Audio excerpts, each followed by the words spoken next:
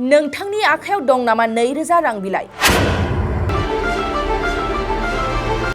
जुदि दङब्ला दानिफ्रायनो जादो सांग्रां। मानोना नोंथांनि आखायाव 2000 रां बिलाइखौ सोलायनायनि समसिमा फैगौ सेप्तेम्बरसिमल'। बेनि उनावनो बन्द जासिगोन 2000 रां बिलाइ। आरबिआइआ थांखि फोसावनाय बादिब्ला 2000 रां बिलाइखौ फैगौ 30 सेप्तेम्बरसिम सोलायनो हागोन। थामहिनबा सोलिफु बोसोरनि अक्ट'बर दाननिफ्राय 2000 रां बिलाइया सोलिनाय नंलिया। नोंथांमोना जायखिजाया बेंकआवनो सोलायनो हागोन 2000 रां बिलाइखौ। आरबिआइआ क्लिन नट पलिसिनि गेजेरजों बे गिदिर थांखिखौ लादों। आरबिआइनि रिपर्ट बादिब्ला 2018 मायथाइनिफ्रायनो 2000 रां बिलाइ दिहुननायखौ बन्द खालामदों। मख'नो गोनांदि 2000 रां बिलाइखौ 2016 मायथाइयाव दिहुनदोंमोन। नाथाय आरबिआइआ बे समाव माखासे गोनांथार बिथिंखौ नोजोर होनानै 2000 रां बिलाइखौ बन्द खालामनो थांखि लाबाय।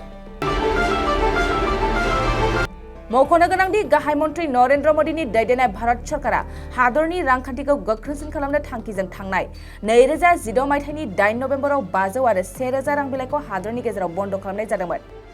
बेनि माखासे बोसोरनि उनावनो मैया फिन आरोबाव 2000 रां बिलाइखौ बन्द खालामनो थांखि लाबावदों आरबिआइआ।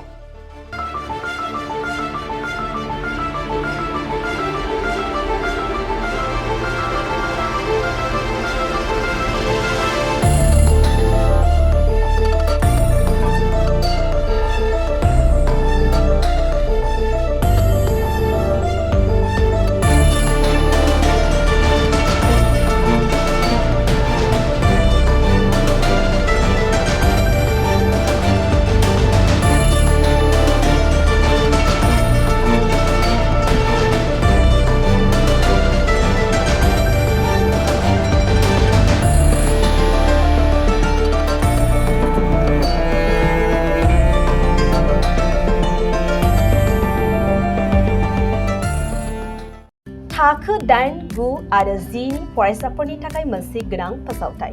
इम्पल्स आसामआ नोंथांनि थाखाय होदों अनलाइन टिउसन एप्सनि सुबिदा। बर' आरो एसामिस मोन्नैबो बिजोंनि 8, 9 आरो 10 थाखोनि बिगियान, सानखान्थि आरो इंराजि आयदायाव अनलाइन टिउसननि सुबिदाखौ होगोन। मोनफ्रोमबो आयदायाव दान मोनसेनि फिसआ 250 रांल' जागोन। 12 दाननि थाखाय फरायसानि अनलाइन टिउसनआ सोलिगोन। इम्पल्स आसाम अनलाइन टिउसन एपआव live class, online test, online assignment आरो डाउट क्लियारिं सेसननि सुबिदा मोननो हागोन। इम्पल्स आसाम अनलाइन टिउसन एपआव रोंग'थिगोनां एक्सपिरियेन्स फोरोंगिरिफ्रासो फोरोंगोन। गोसो गुदुं फरायसाफ्रा गाव गावनि मबाइलाव गुगल प्ले स्ट'रनिफ्राय इम्पल्स आसाम एपखौ डाउनल'ड खालामनो हागोन। लोगोसेयैनो 8099334099 जानबुं अनजिमायाव थोंजोङै जगाजग खालामनो हागोन।